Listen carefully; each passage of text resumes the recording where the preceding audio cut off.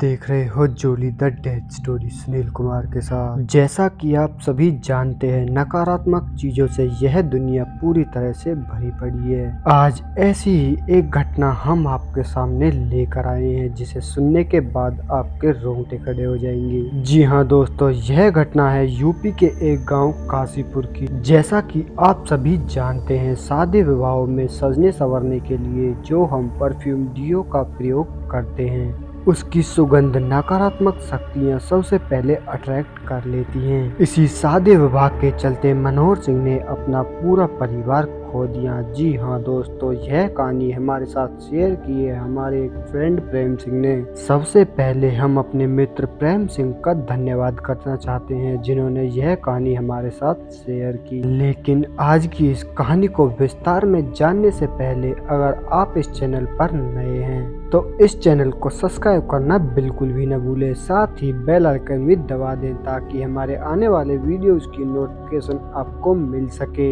आज की यह कहानी प्रेम सिंह के शब्दों में। तो चलो बढ़ते हैं प्रेम सिंह की आज इस कहानी की ओर। दोस्तों, मैं यूपी के एक छोटे से गांव काशीपुर का रहने वाला हूँ। 4 सदस्यों का परिवार जिसमें मेरे पिताजी, माता और मेरी एक छोटी बहन बहुत ही खुशहाल जिंदगी जी रहे थे। लेकिन एक मोड़ ऐसा आया जिसे याद करने के बाद आज भी रोंगटे खड़े हो जाते हैं। मेरे चाचे के लड़के जिसका नाम सुमित था, उन दिनों उनकी शादी के चर्चे चल रहे थे। अक्सर वह काम के सिलसिले से बाहर रहा करता था, लेकिन शादी के इस मामले को लेकर वह अभी घर आया हुआ था। हमारा पूरा परिवार खुशियों से झूम उठ रहा था और कुछ दिनों बाद सुमित की शादी थी। आखिरकार वह दिन आ ही गया जब एक दिन सुमित की शादी के लिए बचा हुआ था। यह बात 25 जून 2006 की है। गर्मियों के दिन थे, पूरी तरह से शादी की तैयारियां हो चुकी थी। चाचा जी के कहने के मुताबिक शादी का प्रोग्राम रात का रखा गया।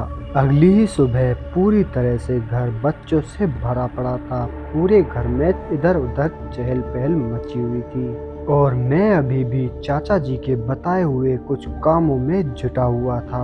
इसी तरह काम में लगे हुए मुझे अब तक शाम के 5 बज चुके, लेकिन प्लान के मुताबिक ही शाम की 6 बजे बारात को घर से दूसरे गांव की ओर निकलना था।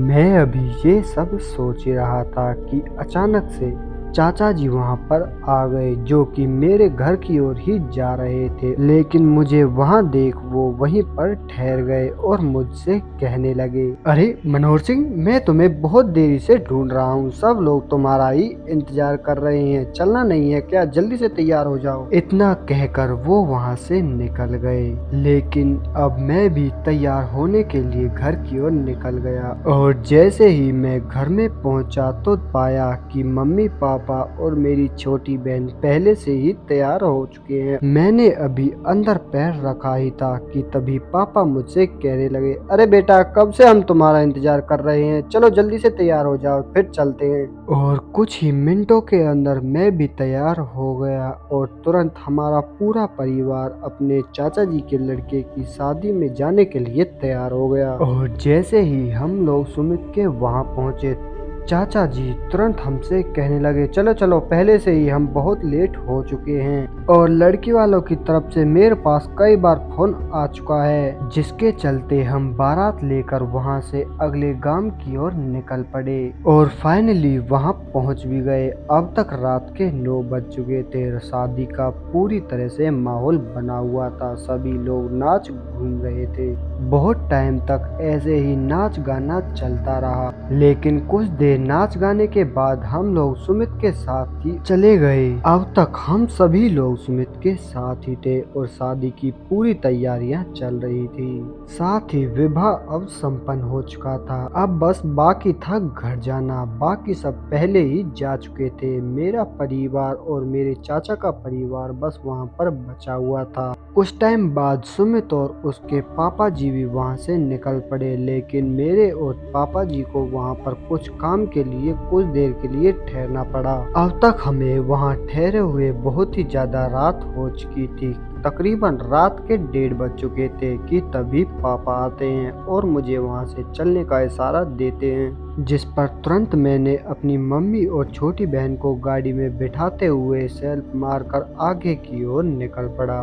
रास्ते के बारे में ज़्यादा जानकारी ना होने की वजह से मैं बस अंदाजे से ही घर की ओर चल रहा था और घर पहुंचने के लिए गाड़ी की स्पीड को लगातार बढ़ा ही जा रहा था, लेकिन मुझे इस बात का बिल्कुल भी अंदाज़ा नहीं था कि जिस रोड से हम जा रहे हैं उस रोड पर एक शमशान घाट भी पड़ता है, जो कुछ देर बाद मेरे और मेरे परिवार के लिए जानलेवा साबित हो सकता है। हम अभी कुछ दूरी पर बढ़े ही थे कि अचानक ही मेरी गाड़ी झटके लेने लगी। झटके लेते हुए वह बस कुछ किलोमीटर तक चली और आगे जाकर एक शमशान घाट के सामने बंद हो गई। मैंने तभी गाड़ी में कई बार सेल्फ लगाया, लेकिन गाड़ी स्टार्ट होने का नाम ही नहीं ले रही थी। तभी मैं गाड़ी से नीचे उतरकर गाड़ी को चेक करने के लिए गया कि आखिर क्या हो गया। अचानक से सही सलामत चलती हुई गाड़ी कैसे बंद हो गई। अभी मैं गाड़ी की जांच करने के बाद गाड़ी में दोबारा सेल्फ मारने के लिए बैठा ही था कि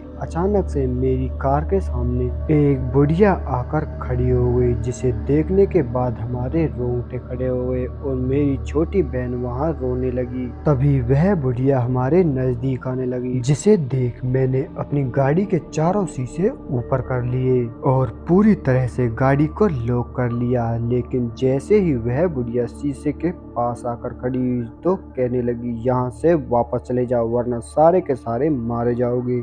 और इतना कहकर वह वहां से गायब हो गई। उसे इस तरह गायब होता देख मेरी मम्मी और छोटी बहन वहीं पर बेहोश हो गई और हम लोग बहुत ही ज्यादा घबरा गए। और तभी मैं और मेरे पापा जी जल्दी पहुंचने के लिए उसी रास्ते से आगे की ओर बढ़ने लगे, लेकिन कुछ दूरी पर चलने के बाद हमारी गाड़ी दोबारा से बंद होने लगी और एक जगह पर जाकर रोड के किनारे बंद हो गई। लेकिन इस बार मैं और मेरे पापा उस गाड़ी के अंदर बहुत ही ज्यादा डर गए, क्योंकि गाड़ी अब एक ऐसी जगह पर बंद हुई थी जहां पर आगे का रास्ता भी खत्म हो चुका था।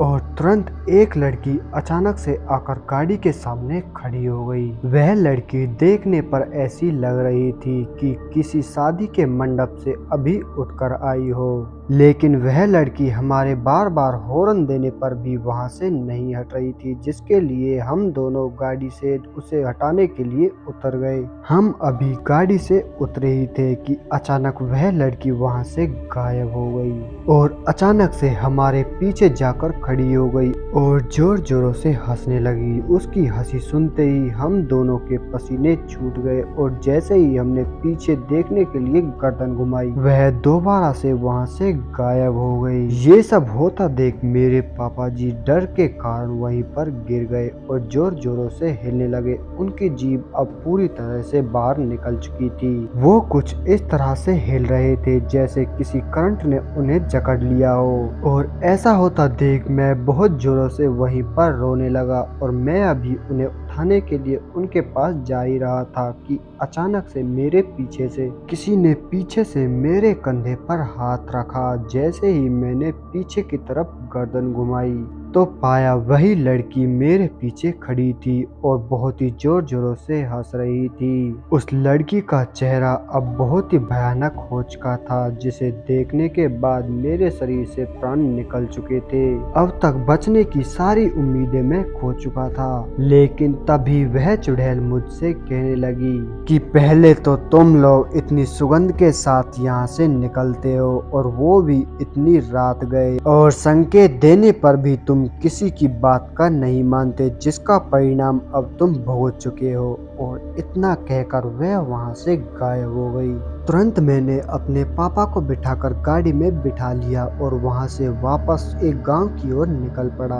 वहां से बचने के बाद मैं गाड़ी को बहुत ही ज्यादा हाई स्पीड से चला रहा था और कुछ ही मिनटों के बाद मेरे सामने एक गांव आ गया, जिसे देखने के बाद मैंने थोड़ी राहत की सांस ली। अब बस चिंता थी तो अपने घर वालों की। तुरंत मैंने उन्हें एक गांव के ही सरकारी हॉस्पिटल में एडमिट कराया, जिसके बाद मेरी माता को गर्दन का लकवा मार गया और मेरे पापा जी उसी सदमे के साथ आज भी कोमा में हैं। वह मंजर इतना खतरनाक था कि आज भी मैं उस मंजर को भूल नहीं पाया और अपनी ही एक छोटी सी गलती के चलते अपने पूरे परिवार को एक नर्क के मुंह में पहुंचा दिया। आज भी मैं उस हादसे को याद करके रो पड़ता हूँ। तो दोस्तों, इस कहानी में बस इतना ही। अगर आपको यह कहानी पसंद आई तो लाइक शेयर जरूर करें और साथ ही हमें कमेंट करके कमेंट बॉक्स में जरूर बताएं। तो मैं आपको दोस्त सुनील कुमार मिलता हूँ आपसे बहुत जल्द